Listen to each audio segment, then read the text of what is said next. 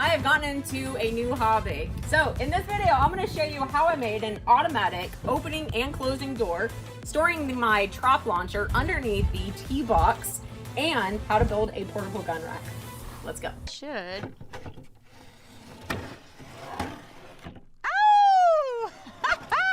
Dude, that is slick. That is so slick. So see how it pops back forward and it's like all flush, but then sneaky, sneaky. Oh, that's so rad. And then that door opens. Now, I don't want to come down here every single time and manually open up this door.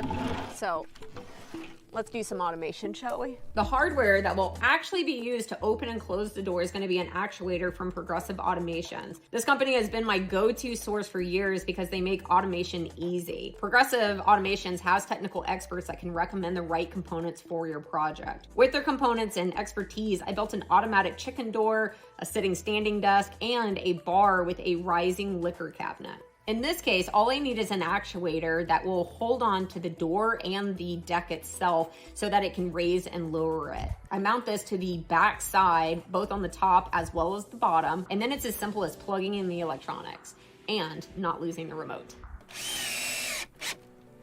Okay, so what I'm doing here is I need a place to mount all of the controls and the electronics. So I just grabbed a piece of plywood out of my scrap bin. It's just painted from the my greenhouse build, and this is going to give me a platform to mount the power supply, the controls for the actuator themselves, and then also all of the controls for the launcher. What I did is I rotated this in order to make it easy to mount up there, so then this mounting block, instead of mounting it directly to this, it just goes into another piece of scrap that I painted black. Now let's push the button.